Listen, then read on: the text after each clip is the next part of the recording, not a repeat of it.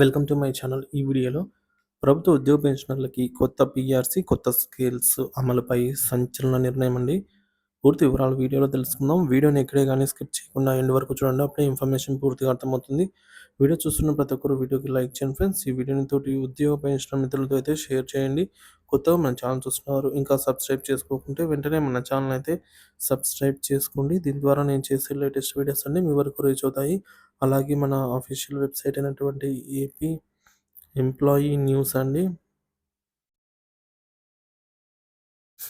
.com. So link డిస్క్రిప్షన్లో ఇస్తాను, ఒకసారి చెక్ చేయండి ఫ్రెండ్స్. ఆలస్యం చేయకుండా వివరాల్లోకి అయితే వెళ్ళిపోదాము.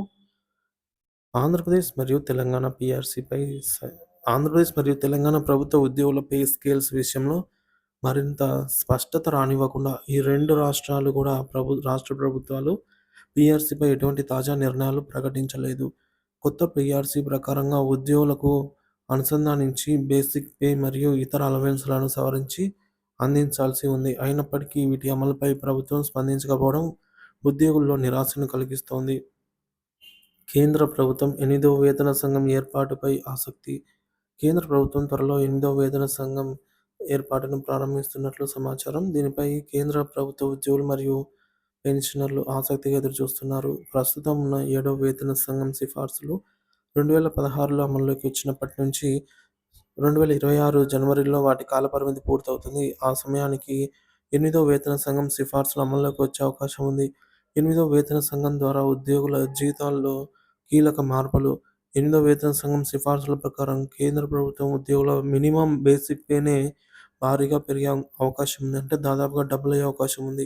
ఇక్కడ చూడొచ్చు, ప్రజెంట్ ఉన్నటువంటి మినిమం బేసిక్ పే 18,000 నుంచి 34,500 వరకు పెరిగే అవకాశం ఉంది. ఇది దాదాపుగా 96% పెరుగుదలగా ఉండవచ్చు.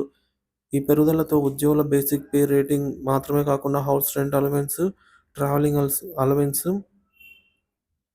హెచ్ఆర్ఏ మరియు ఇతర సదుపాయాలు కూడా పెరిగే అవకాశం ఉంది. పే కమిషన్ ప్రాధాన్యత. పే కమిషన్ అంటే ఏమిటి? కేంద్ర మరియు రాష్ట్ర ప్రభుత్వ ఉద్యోగులు, పెన్షనర్లకు ప్రస్తుత కాలానికి అనుగుణంగా జీతాలు, అలవెన్స్లు మరియు పెన్షన్ ప్యాకేజీలు సవరించడానికి పే కమిషన్ ఏర్పాటు చేస్తారు. జీవన వ్యయాలు, కాస్ట్ ఆఫ్ లివింగ్ అండి, పెరుగుతున్న నేపథ్యంలో ప్రభుత్వ ఉద్యోగుల ఆర్థిక అవసరాలు తీర్చడానికి ఈ కమిషన్లు కీలక పాత్ర పోషిస్తాయి.